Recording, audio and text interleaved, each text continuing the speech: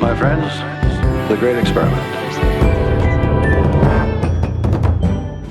The crew doesn't hate the XO, then he's not doing his job. Good hunting is what you say. It's part of the pattern, part of the plan. Are they the lucky ones? That's what you're thinking, isn't it? Welcome to Greatest Trek. It's a new Star Trek podcast from the makers of The Greatest Generation. Hot Cylon Summer. I'm Ben Harrison. I'm Adam Pranica. I got the button down to here for Hot Cylon Summer. You look very relaxed, mon frere. I'm wearing pants and I wish I wasn't. It's like the first hot day in LA in quite a while. You're home alone.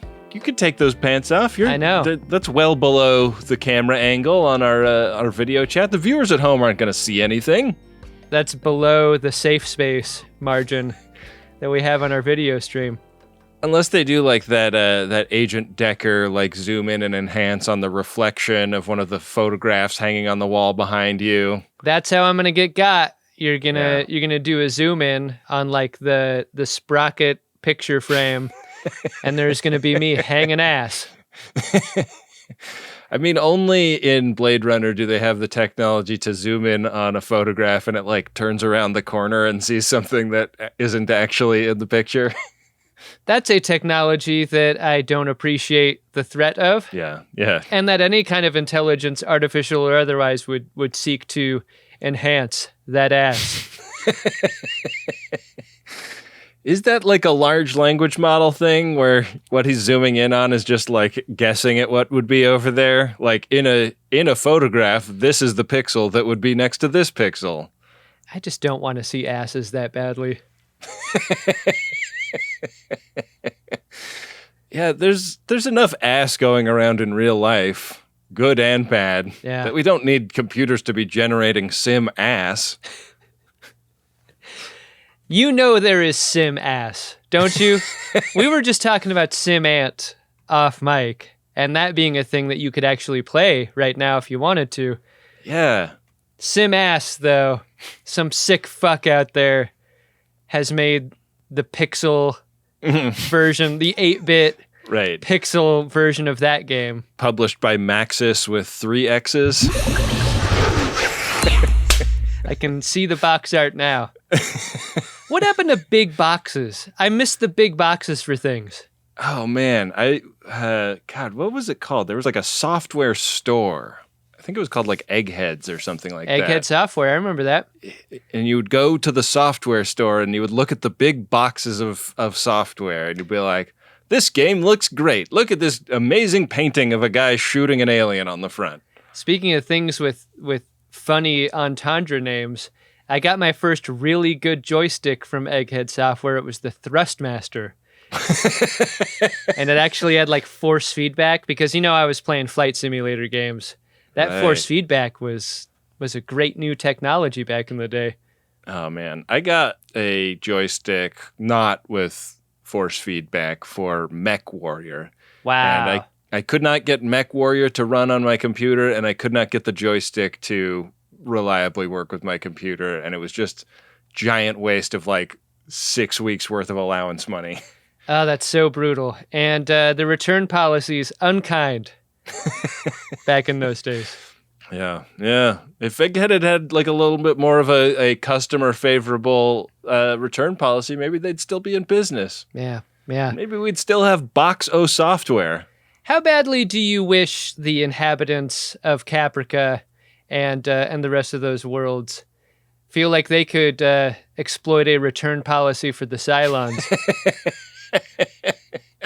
Ben, I don't think anyone's taken those back. Yeah. The Amazon of Kobol does not have a generous return policy either. Hey, guess what? The force feedback on these Centurions? A little strong. A bit spicy for my taste. I was just trying to land a plane at Midway Airport and the joystick threw me across the room. The joystick transformed into a knife and stabbed me in the chest. Let's get into it, Ben. We got to do it. Speaking of spicy, got a spicy episode today with the second episode of the first season of Battlestar Galactica. It's called Wooder. We have enough water for several years before replenishing. I see. What a great title for a hot Cylon summer, right? Mm-hmm. Yeah, just reminds me of chilling poolside in my Barbie bathing suit and my Cylon helmet. We open in the Battlestar Audrey 2 storeroom where Boomer has woken up wet. This is something I haven't done in many years. I don't know about you. It's one of those things you kind of age out of. Those days are well behind me.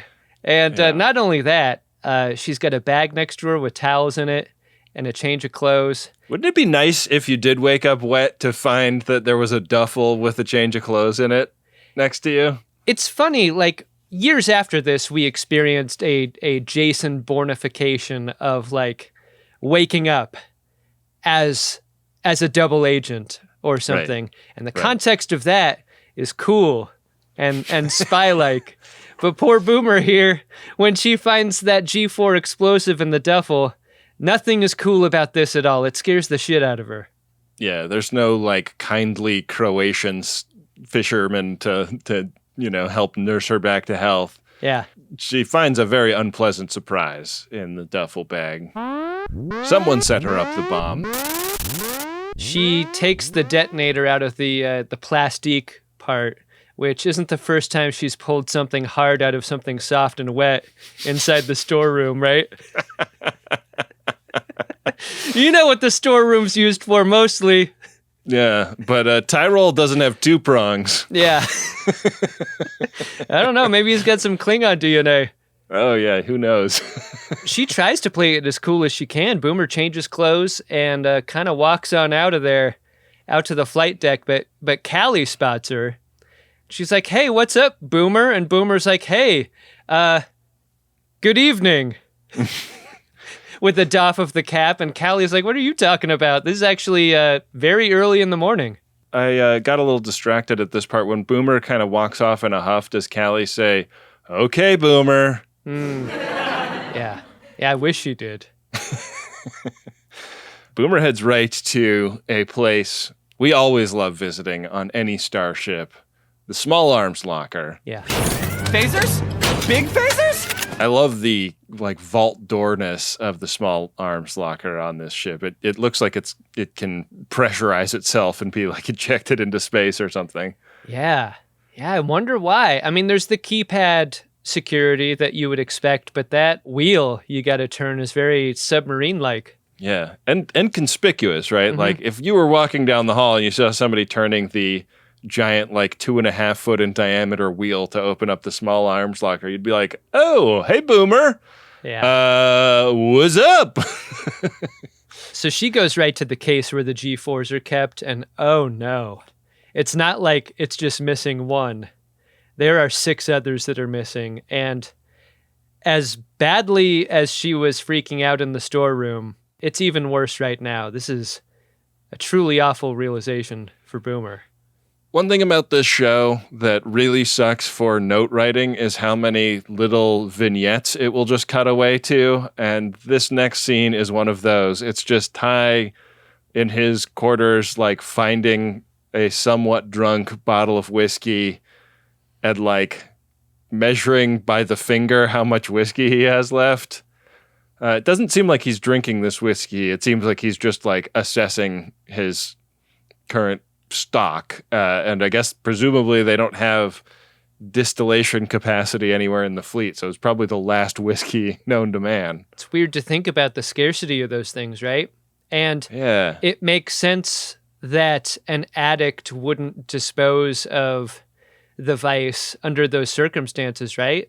I mean, who knows how much that's worth at a card game, sitting across from Starbuck or whatever. Oh, man. That'll buy you in for a couple of rounds. Absolutely. So we cut over to Apollo, and I'd like you to compare what his imagination does for him in times of great anxiety versus what Gaius Baltar's mind looks like.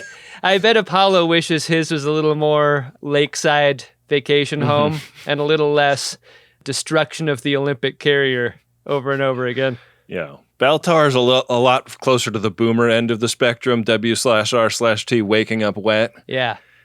Apollo is fully in PTSD mode and feeling a ton of guilt over the killing of the Olympic. And I've been sort of wondering like where he and his father are at these days, because there was a lot of fence mending in the pilot. You know, like I would say like the C storyline of the pilot you might have described as Apollo and his father like building some rapport back with each other.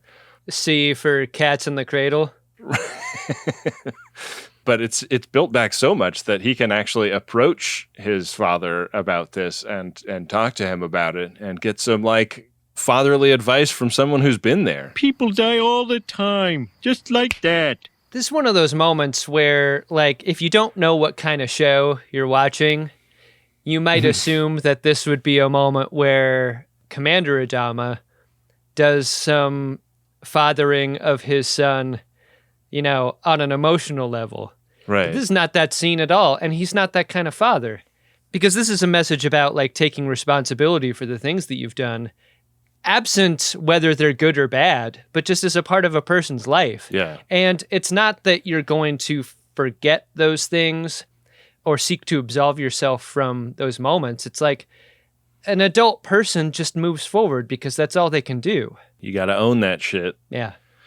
I thought this was an interesting scene. It helped to clarify some of the things that I thought were a little bit confusing and not perfectly executed about the previous episode. Like, we were talking about how we were pretty sure what the right call was in a way that the characters never seemed to be. And I think that the show is really doubling down on the characters couldn't really be sure at the time that they made that decision. I mean, as I recall, this is my second trip through this series. That's kind of what this series trades on, is the ambiguity of those difficult decisions. Yeah. So you're going to love this, Ben. God, it's just so fucking weird being outside of the like pretty cut and dry morality of a Star Trek episode where it was like, well, that was fucked up. Yeah. And here's the moral of the story. I love getting a scene that reminds us how big the Audrey 2 is. Feed me! No more! When we see Colonial 1 just get all up inside that cargo bay with room to spare, you could fit 20 Colonial 1s in there. Yeah, it's a great big ship. Incredible that you could just land the ship inside, and inside Colonial 1, Assistant Cousin Greg and President Roslin are discussing the protocol in place for the ceremony they're about to do over there. And Roslin makes it pretty clear that she's only doing this because it's going to make Commander Adama happy. He loves all that like official military pomp and circumstance stuff. And while it's not really necessary for her, she's going to humor him. However, she is not feeling great about the fact that she only has 3 outfits to choose from, and she's already getting tired of the one that she has on. Commander Adama isn't someone that we know that well, and I think it's interesting that in a scene like this, we are aware that Adama also isn't in it for the pomp and the circumstance or whatever. Like, we know this assumption to be wrong. Right. This early in the show. Yeah. We kind of cut right into the middle of it, and Roslin is finishing up a, politician speech to the assembled crew on the bridge, and it's kind of unclear like what exactly the event is, but seems important enough that the president is over here for it. It seems like the sort of thing where like the president gives you an award that's not like a great big award. It's just like a recognition patch or whatever for doing a thing, even though the thing that she's recognizing them for is saving the fleet during a very difficult time. But it's an excuse for everyone to wear the dress unis and have a clap if that's something that does it for you. Mm-hmm. Like, there's something meaningful to some people, I would think. Maybe not to Adama and to Roslin. Resources may be running scarce in the fleet of the last 50,000 humans, but they got plenty of rope. Indeed. Yeah. So it's not just about like doing a speech. It's about like getting back to business as a fleet, right? There's maintenance to conduct. There's the refilling of other ships in the fleet that aren't able to pot their own water. And this is an opportunity for Rosalind to like see some of that work get done. Adama's like, hey, come check this out. We're about to stick it in to this other ship that can't make its own water, because the Battlestar's like one big giant still suit. Like the way he describes it is like nothing goes to waste. In good working order, your suit won't lose more than a thimbleful of water a day. Most impressive. The thigh pads process the urine and fecal matter, and she's like, okay, too many details. That's where you had me going. Rosalind points to Adama and is like, Lisan al-Gaib! She's gonna puke the more he tells her about how it works, and he's like, don't waste that. It's interesting how there's a difference in ship type within the fleet. It seems like there's the wide body version that's able to transit deeper, make their own water, do whatever. And then there's like the regional jet style ship, which is sort of like the one that's docking up to Battlestar Galactica right now, which is like tanking up on their water. Yeah. Open valves 3 and 5. Meanwhile, Boomer down in, I guess, I don't know if this is like the engineering section or like the flight deck or whatever. She tells Tyrol about the bombs that she found missing. And this is a source of great anxiety for her because she specifically thinks she is going to get in trouble and doesn't want to like raise it to the proper authorities because, you know, if they think she did it, then that would be bad for her personally. Tyrol's like, is this part of it? Oh yeah, you're in trouble. You're in big trouble for taking those detonators. Oh, are these your detonators? Are these them? Oh yeah, they don't feel like they're missing. They don't feel like they're missing at all. They feel like they're gonna make me explode.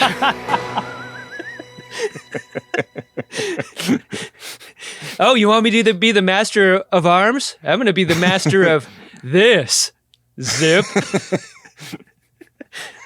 I mean, I could call it an arm, like kind of a little arm, like way littler than a baby arm, I would say. Yeah. Like a baby arm. She's like, Tyrol, I'm just not in the mood for this right now. And he's like, when are you ever in the mood? I saw you come out of here wet earlier. What was that about? Huh? Were you wet with Apollo? Who were you wet with? From this point, we're doing a lot of cross-cutting between the bridge and the storeroom because back on the bridge, Rosalind continues to get her orientation about what it's like to water a ship. And when those water valves are open, we cut back into the storeroom, and Boomer continues to tell this story. And it's the feeling of claustrophobia in the storeroom versus how it feels to be on the bridge versus the anxiety of like, you know, these explosives are missing. You know, this would be a perfect opportunity to fuck shit up. And in my imagination, I was like, where are those bombs going to be? Are they going to be in little tubes shooting the water? Are they going to be over on that other ship somehow?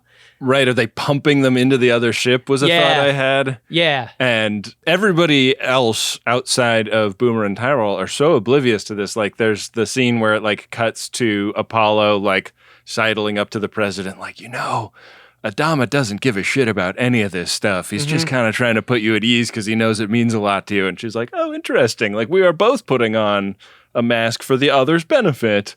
I love how you can cross-cut between the anxiety of one scene and the like banality of another and have it almost amplify the anxiety of the other. Like, oh my God, you guys have no idea. It's great.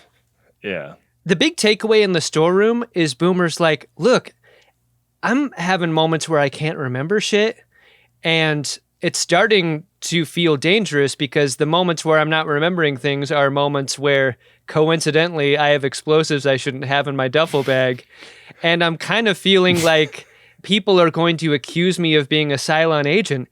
And Tyrell's like, oh yeah, is that what you are? Oh yeah, you do feel cold to me right now. ice cold and hard. Ooh, do you think we could order you some like red contact lenses? This would make it extra hot. And she's like, no, I'm being serious. And he's like, oh. And he's actually like, this is actually good. Like if you're being like controlled and tricked and maybe even drugged, like that's totally exculpatory. You won't get in trouble. I love the magic trick at this moment because Boomer thinks the bad part is people thinking she's a Cylon agent when she actually is, but she doesn't know she is. Mm-hmm. It's so fun. I keep wondering why she doesn't know she is, or if she does and she's just like putting on an act and this is like part of the mind games that the Cylons are playing with everyone. I mean, that's how good the tech is. Yeah. I mean, when you've been Manchurian candidated, I mean, that's when you know it's done well, right? When you don't know until the secret word is said. Yeah.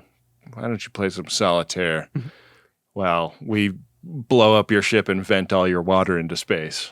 And that's what happens. Boom goes the water, and the effect of the water being vented out into space is oddly beautiful, but it is an awful moment because it's the water stores on the entire left-hand side of the ship, and 60% of their water's now gone. Yeah. Tyrol and his engineering crew enter the water tank in spacesuits to inspect the damage. And they walk in there and he goes, "No water?" It's a good thing Boomer's out there in the Raptor and doesn't see what happens after that, right? I love that how they are openly sweet on each other in a way that makes the people around them totally nauseous. They are really bad at covering up the office relationship. Like Callie earlier has that great look when they go into the storeroom together. Like, great, now they're both going to come out of their wet. Yeah, fucking Jim and Pam over here. So subtle. At the same time as this examination of the interior of the water chambers, there's a McLaughlin group happening. Issue 1. With Gaeta at the podium. And he's giving them the info that all this water was lost and that they've got to emergency ration that water. And even by doing that, they've got 6 days of it left. And that's great compared to the 2 days of water that any other ship that doesn't make their own is going to have. And Tig is like... Tig is someone who does not take bad news very well because he's immediately catastrophizing that into, well, riots. They're going to riot. Yeah. Rationing, something that soldiers are totally accustomed to, but the civilian population is going to flip their shit. It will take hold of you, and you will resent its absence. Thank you for the warning, Colonel. I like the tension at the end of the scene where the president wants Gaeta to speculate about why they lost all of their water. And I didn't even think about the thing that he guesses at, which is this was probably damage we didn't identify from that time we took a full broadside from a nuclear weapon a couple episodes ago. I love that he doesn't guess it. I love that there's a moment here where he guesses wrong. But I like that he's encouraged to offer his idea, and that seems like that's going to be a tension throughout. This idea that Rosalind is going to pull from this military crew in a way that Adama isn't accustomed to because Adama doesn't ask questions like these. He kind of discourages the guessing game energy that she thrives on. What I love about Adama in a meeting context is he's such a fast processor of information and then a really quick delegator into someone doing something having to do with the thing I just learned. He's like, all right, well, we need water. Task force on finding a planet with potable water. Like, bam, let's do it. Meanwhile, Baltar has calculated this like insane number of foods and meats and things that they're going to need to keep everyone alive. The current civilian population of 45,265 will require 55 burgers, 55 fries, 55 tacos, 55 pies, 55 cokes, 100 tater tots, 100 pizzas, 100 tenders, 100 meatballs, 100 coffees, 55 wings, 55 shakes, 55 pancakes, 55 pasta, 55 peppers, and 155 taters. Is that per month? Per week? This is going to be an exciting week for everyone involved. Sure is. One aspect to what Gaia says about the food stores is the relationship between the water they have and the production of that food. Yeah. I'm going to assume that the ship is able to recycle all of its water in a way where some of it is used for agriculture and some of it is fit for drinking. And there's like gray water and stuff to go in between. And that's like how you can recapture all of it and use all of it. This is one of those things that almost every sci-fi, whether it's set in space or set in, a post-apocalyptic wasteland or whatever, kind of hand waves past, like, oh yeah, there's like a room with some corn growing in it or something. Yeah. And you'll just have to take our word for it that all of the people living in this underground silo or space station are surviving on the like tomato plant you saw them walk past two scenes ago. Yeah. Hope you like gazpacho. Yeah. Difficult day for everyone.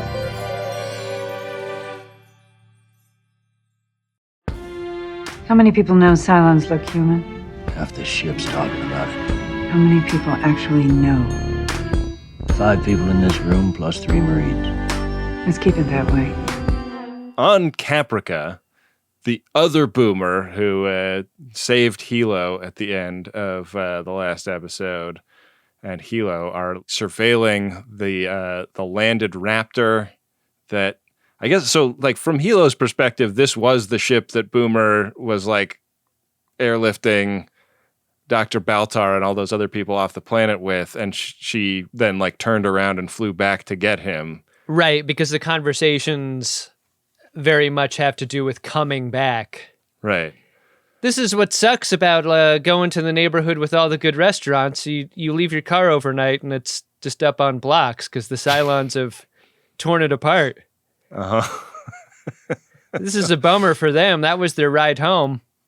Right. And they're just going to have to think of another way off-world. And it sucks. Like, to get extremely bad news, but also during a torrential downpour, I don't think it ever stops raining on Caprica this entire episode. And I'm looking at the uniforms that they're wearing.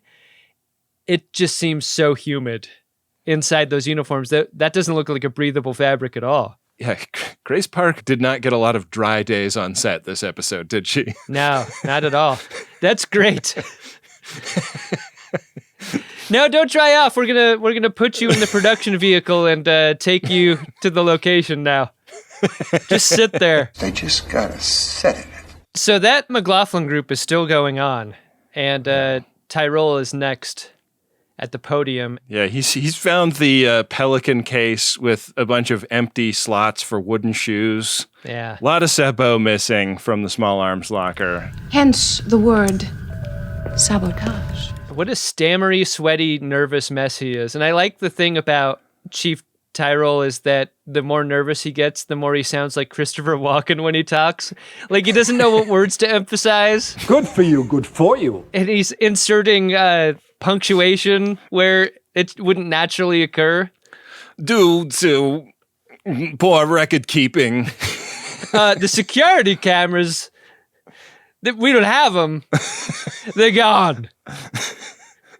Anyways, yeah, we may never know who took those wooden shoes. How about Adama here, though? To hear that the security apparatus of his ship is such that they don't know and will never know how this happened, a shittier captain would be like, what the fuck?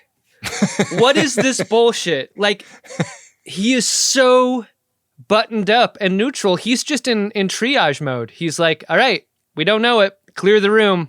And when they do clear the room, it's just like the core folks. It's Tyga, Paulo, Baltar, and Roslyn. And as soon as everyone's on the other side of the door, he's like, we got Cylons, don't we? Cylons are in our midst. Yeah. And Roslyn has a great question about this. She's like, yeah, I mean, we know in the room, but have you heard how people are gossiping about this already? Like, it may be kind of an open secret, but in a rumor type of way. What do you think is going to happen when this is confirmed? Yeah. Ty, not super helpful. Ty goes, riots! Riots. They're like, are you calling for riots? It kind of seems like every time something happens, it's almost like you want riots.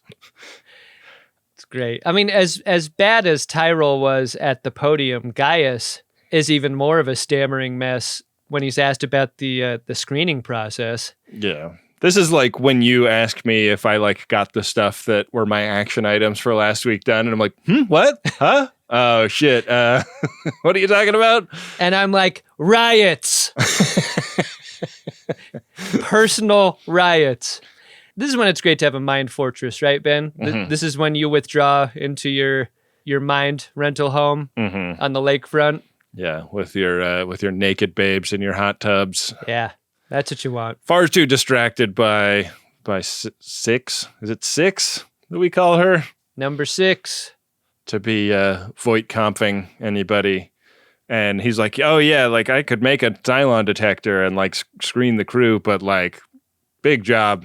A lot of raw materials needed for that kind of thing. I only say it because I know you would if I didn't. I'm trying to get out in front of that one. This is the classic move that a person tends to do in the department meeting when they're asked for an update on the task that they were given a week or weeks ago, which is like, oh yeah, I'm on that, but like, I'm just me. and look at how far I was able to get, just me. And as a reminder, like, I don't really have the team required to get this over the finish line because, as I said before, you're just working with me here. And so... I like Commander Adama going like, no. Yeah. Say no more. It's clear to all of us that you're very smart, but you keep nutting in your pants during these meetings, and it's creeping everyone out, and we kind of need you to stop. That ain't piss. That's got nothing to do with piss. Here's Gaeta assigned to help you. And that is a fact that both Gaius Baltar and Number 6 don't exactly welcome, because when you have a staff, you got people hanging around, watching what you're doing, maybe reporting back to the commander about what they're seeing. That's a bad situation. Might see what tabs you have open. Yeah. Not going to be good. And also, he's been lying about having a Cylon detector this whole time. It's just what Number 6 tells him. So, yeah. The plan to go and get water from other planetary systems, that's in motion. And Boomer is being given a mission briefing from Apollo to go get it. Tyrell rolls up on Boomer and tries to keep her from freaking out. She has a lot to freak out about in her current situation. And he's like, look, babe, I'll cover for you.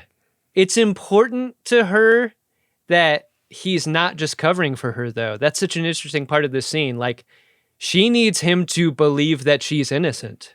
In addition to that. Did you feel like he 100% believed her in this scene? I think what I enjoyed about these moments is that I wasn't sure. Yeah. And I'm glad we don't stick around with Tyrell after those interactions end for him to walk past the camera like, yikes. You know, like he's so close to the vest on this. Yeah. I mean, like, I felt like the uncertainty in my mind, like the fact, you know, like he could have sold it that he like definitely believes her side of the thing. And I feel like the fact that he didn't quite sell that makes me think that he's a little bit unsure of her right now. Back in Adama's quarters, just make yourself at home, President Roslin.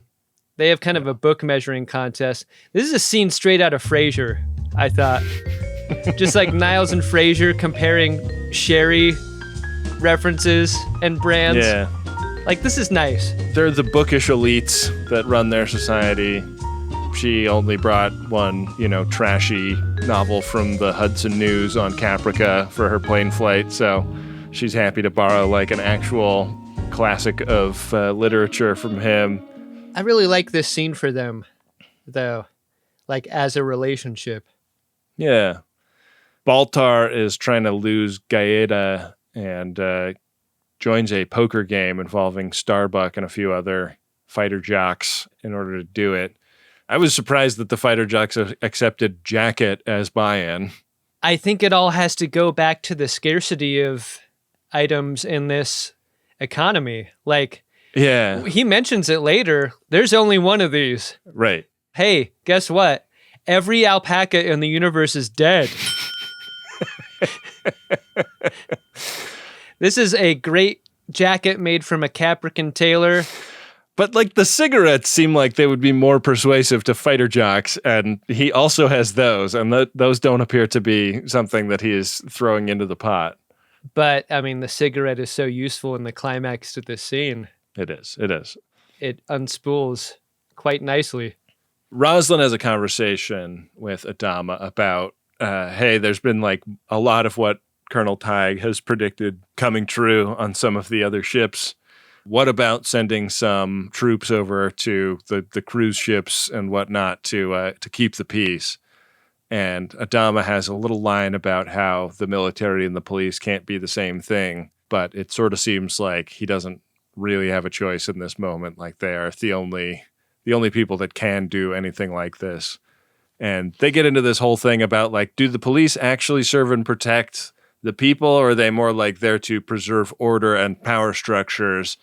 And, you know, neither of them can get like super on board with that because they are the power structure. But they're like, I can see how it would seem like that for poor people or whatever. I think part of the strength of this show is how they give Adama something to say about something complex in this way. Mm-hmm. With such efficiency and elegance that like his wisdom is so unique among characters on this show because he's not seen as a necessarily smart man.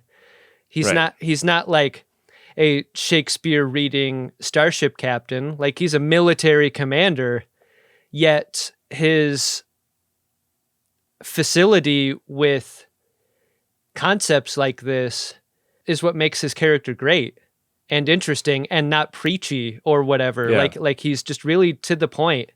And not in a fuck you kind of way, not in a like, I know what that leads to. It's a slippery slope. You know what a slippery slope is? Like, right. Like it's just two thinking people having to think about something complex. I really like the moment. Well, it's definitely a clip I've seen people snip out and like share online during conversations about like what use of force in domestic contexts means, and you know, I think it's very well written. Yeah, absolutely. I was a little disappointed that at the end of the scene it was just like, well, I guess you got to do what you got to do. I mean, Ronald D. Moore wrote this episode, and it is an example of one of many examples in this series that I think he can claim responsibility for, like a simple distillation of a complex issue into something that we can understand and appreciate. Mm-hmm. I'll send troops to the cruise ship. At one of these nearby star systems, Boomer has found a planet that has some atmosphere over it, and they are going to scan this thing for water. She does not discover, however, the bomb that is mounted under her seat. What a moment. Yeah. I love that camera zooming in on the wooden shoe. Yeah. I want to know how her co-pilot got the name Crashdown, because I don't think I would want my co-pilot with that kind of call sign. Better the co-pilot than the pilot, right? Yeah, I guess so. Yeah. Like he's not like holding the stick. He's like in the back doing something else. He's like the Rico. Yeah. He's like the goose to the whole thing. Right. Come on, man, do some of that pilot shit. Back at the poker game, Gaius is the kind of talkative poker player that people tend to hate in a real game because he won't stop fucking yammering. And also because he slow plays a winning hand. This is something you just can't do. When you allow the other person to believe they've won before you roll over the winner, that's really bad form. Yeah. And Starbuck takes great umbrage with this. I couldn't believe a room full of people like applauded him when he did this, because I don't fucking gamble, and I could tell that this was bad form. I love Starbuck here because she takes a bad beat, fine. She takes a bad play by Gaius Baltar, like a way to play it, fine. But this whole accepting one of the last cigarettes thing and then blowing that smoke in his face was such a great moment for her character. Yeah. Fuck you, Gaius Beltar.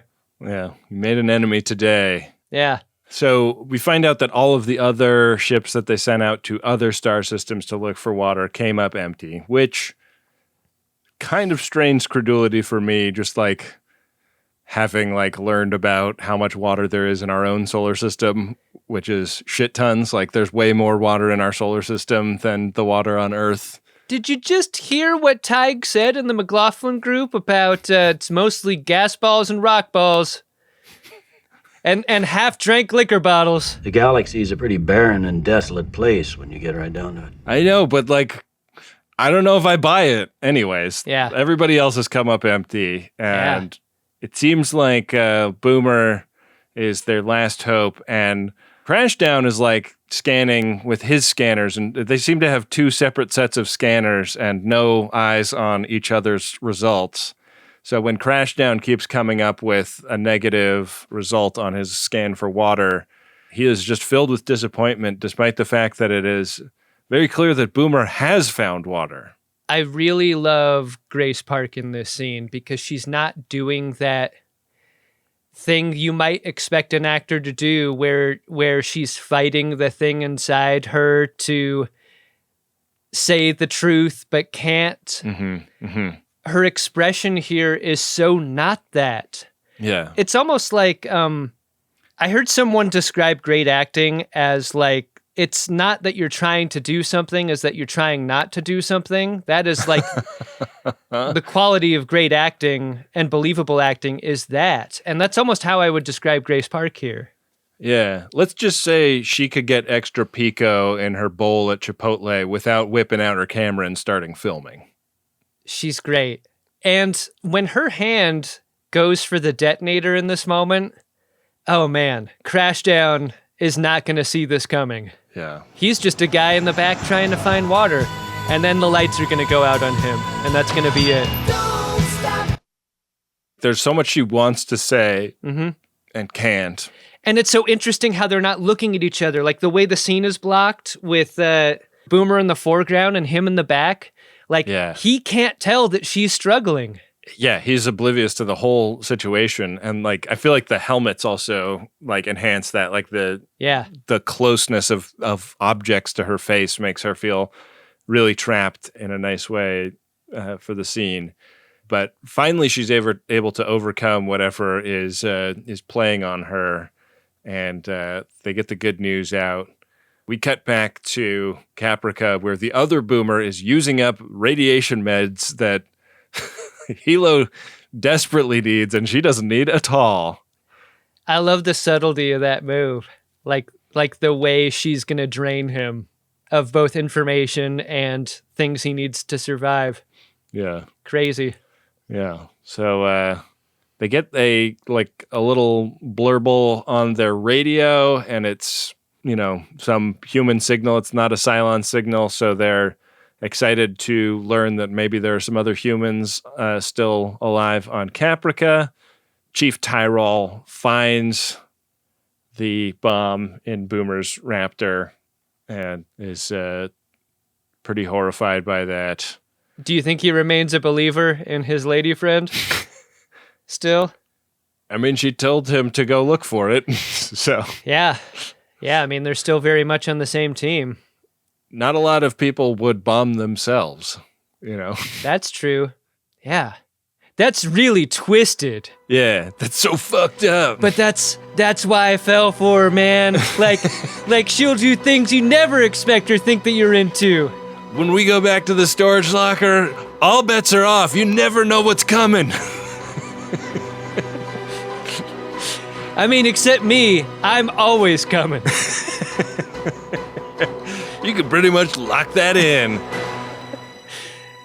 Apollo has a meeting with the president aboard her ship, which seems to have departed Audrey too, and they're talking about their mutual regrets surrounding the ship that they destroyed at the end of the last episode. And, it was kind of an order that came from her, but an act that came from him. And so they are both kind of struggling with the moral quandary that they have put themselves in. and can really connect on that level. But it also sort of turns into a bit of a job interview, like a, hey, like I don't understand shit about the military. I used to be a school teacher. I could use somebody to like be like my cultural attaché to a thing that I don't know shit about. The story she tells is a good one and it's inspiring, but it doesn't quite work physically because she's like, yeah, the president before me made a call that he privately felt was a mistake and it got some folks killed. And so what he did was he kept a piece of paper with the names of all the folks that died as a result of this decision. And it's a thing that he returned to as kind of a way to center himself as a leader. And so when she pulls out the like CVS receipt of 1,500 names that died on the Olympic carrier, like it's not supposed to be funny, but she just keeps pulling. Mm-hmm. How do you fit that kind of receipt into your jacket pocket? Like slave of wizard. It's like clown pulling tied together handkerchiefs out of his sleeve. You can see Apollo at first is like touched and like moved by the moment, but like the longer she pulls the receipt out, the less he takes away from the story. And he says like, oh, look at that. If you go to this URL and take the survey, they'll give you 50% off on your next visit. You should hang on to that, President. Military advisor seems like a terrible job title. And Apollo calls it out. He's like, look, that puts me squarely in the middle of my dad and you. And Rosalind's like, no. What I need is your advice. Advise me on things like what we just went through before, where I gave a speech that I didn't have to give. Like, let's cut through the bullshit together and you can help. That's pretty persuasive to him. Yeah. They both stand in a pile of her CVS receipt that's like filled the room up to their waist. It's like a ball pit. Yeah. The big lingering question at the end of this episode is whether Tyrell is still horny for Boomer after everything he's learned today. And the button on the episode is all about answering this. He tells her, like, yeah, I gave that last bomb to the sergeant at arms. She's like, no, what the fuck are you doing? And he's like, well, I didn't tell her where I found it. Yeah. Wanna fuck? I mean, we are in the storeroom, and I did just give you good news. Unless good news isn't the thing you want right now in this kind of role play. Like, do you want me to tell you bad news? Oh, you're in big trouble. Oh, you're in so much trouble. I got something just about as hard as a wooden shoe right here. When Boomer walks away, she walks toward camera and past it, down the corridor. And starts running like T-1000. She seems detached and Cylonic in expression, but I still don't think we're meant to know whether she knows what she is, right? Or do you think that question is answered here? Because in a single moment, she can be in that storeroom with Tyrell and then in the next second be like that. To me, it seems like she is in like a split personality situation where like one hand doesn't know what the other is doing. Oh, yeah. I like that most of all. We're in the storeroom. Oh, I got an out of control hand. I don't know what this hand's going to... Oh, where's it going? No one knows. Tyrell, you're fucked up. I know she's the one bombing the water supply, but you're a fucking nasty bitch. Did you like this episode, Adam? So say we all. So say we all. I really did. I mean, there are 2 episodes and a movie in. It's been bangers all the way down for me. I mean, the question... The biggest question for me is, at what point is Chief Tyrell going to stop being so dick drunk and like finally put the fate of the human race above the things that he enjoys in the storeroom? Yeah. I mean, he and Baltar are both just putting horny on Maine the entire time. That is such a great comparison because we've gotten so much time with Baltar being the antagonist in that way, and not just an antagonist, but like a turncoat scumbag rat fuck, like the worst. I don't want to believe Tyrole's like that. And yet in behavior, the sources of their motivation are only tiny bit different. I think the difference is that Gaius Baltar knows what he's doing and is okay with it, and Tyrol still doesn't. Yeah. But they're both sprung off Cylon smoke shows. Yeah. What about you, Ben? Yeah, I think this was probably my fave ep so far. Interesting dilemma, and I liked all the nonsense getting through it. I do need this show to knock it off with the brief 30-second vignette that it just peppers in everywhere because it's making my notes very confusing for me to reread. Oh, yeah. We got you through that. As a person who has taken notes on hundreds and hundreds of episodes of Star Trek, I'm just not used to it. You're not used to something of this complexity. Yeah, don't necessarily like it. But what do you say we head to the Priority 1 inbox and see if we have anything interesting in there? Oh, I hope nothing blows us up in the P1 inbox, Ben. Priority 1 message from Starfleet coming in on secured channel. Adam, we've got a promotional message here in the inbox. It goes like this. I'm a PhD candidate studying fandom, and my dissertation includes exhibition of fan works. FODs can help by submitting their own work to my show and following my social media to help get the message out. All kinds of fan works submitted digitally are welcome. Art, crafts, fanfic, music, videos, baked goods, podcasts. But they have to be inspired by one of 14 pieces of fine art. Get more info / see the art at not quite Dr. Kate on TikTok. That's not _quite _Dr. Kate on TikTok, and AF Transform Show on X, and Affirmation Transformation Show on Insta. So visit epublications.marquette.edu/fandom/affirmation transformation for all the info, or just search affirmation/transformation Marquette University. This is Kate from Milwaukee. She's been at a couple of our live shows. She gave us a big pile of horny fiction about Lower Decks back in the day. Oh, yeah. Kate's great. I actually follow Kate on TikTok, and I find her posts to be very interesting. So go ahead and throw Kate a follow. About that. She'll be a doctor in no time, and then, the FODs will be unstoppable with one more PhD in their midst. We get sent and are given so many of what Kate would call fan works about Star Trek that I imagine that our great audience of FODs will have tons of fun doing something like that for a fine art project.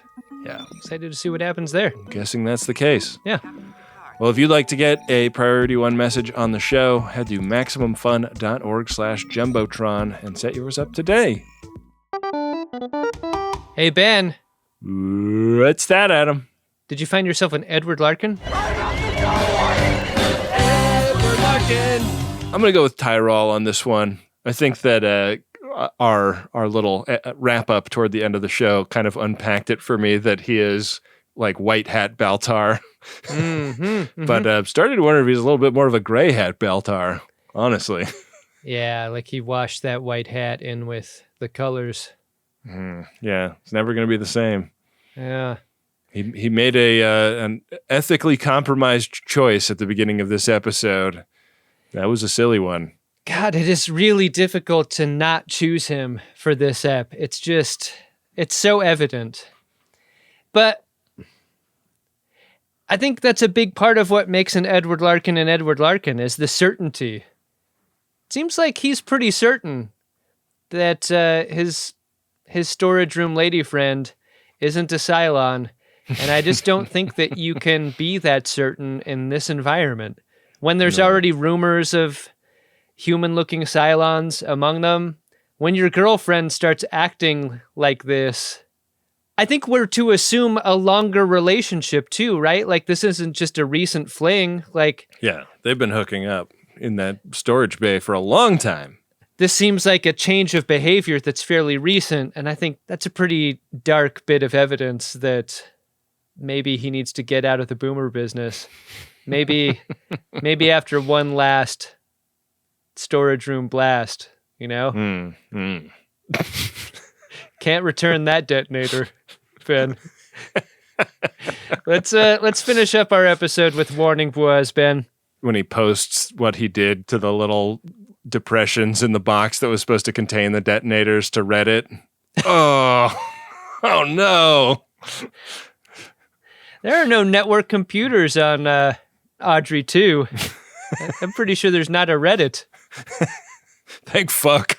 Yeah. Don't do me no favors. Ben, warning bois are a place where listeners of our show share their thoughts by reviewing the show in a 5-star way in an Apple Podcasts parlance. But anywhere you get your podcasts that accepts reviews is a place where we pull from. And these warning bois are a great way to tell folks about our show and also maybe repel some folks for whom our show might not be their cup of tea. Prepare a buoy and launch it when ready. Warning buoys. An emergency buoy. A warning buoy. So we got a 5-star review on Podcast Addict recently from Nick Sorbo. And this review warmed my heart. Reads, 2 of my favorite genres are outsider coverage and idiot friends being idiot friends together. Greatest Trek gives me both. Being outside the pocket of the Star Trek industrial complex means Ben and Adam can speak their truth, and being idiot friends together means they can be as raunchy and dumb in a really smart way as they are. Thanks, Nick Sorbo. I was just socializing with another Star Trek podcaster recently, and they mentioned... What the fuck? Yeah, I know. I know, man. I didn't want to tell you like this. Oh... And they mentioned how difficult it was to be in the pocket from time to time because of those constraints, and how much envy they felt for our situation, that we didn't have to be in the pocket, that we can do whatever we want. And that's a good place to be. Well, there's grass on the other side of the fence that always looks great from no matter where you're standing. But yeah, we really appreciate anybody that leaves a nice 5-star review. And hey, I didn't even know that they had reviews on Podcast Addict. I used to use that app a long time ago, and I don't think that they had reviews back then. Yeah. If you're a Podcast Addict user, please add to the pile of reviews. I want to be a well-reviewed show over there and not just Apple Podcasts. It all matters. It really does. So please leave us a review wherever you get your podcast. We are going to leave this episode in Wynde's capable hands. We'll be back next week with another Hot Cylon Summer episode. Can't wait. Another wet one, maybe? Inshallah. Lisan al-Gaib!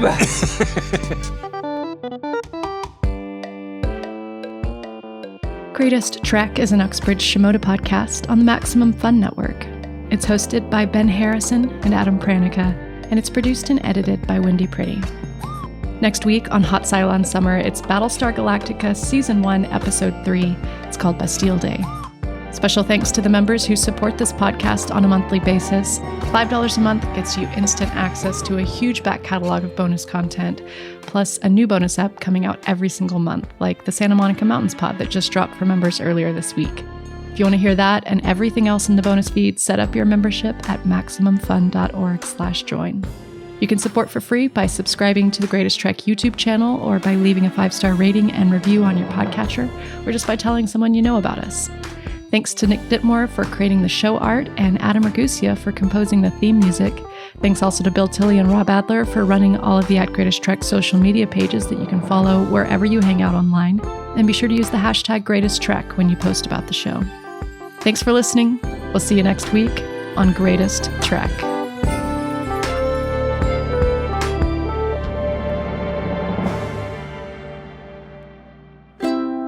Maximum Fun, a worker-owned network of artist-owned shows. supported directly by you.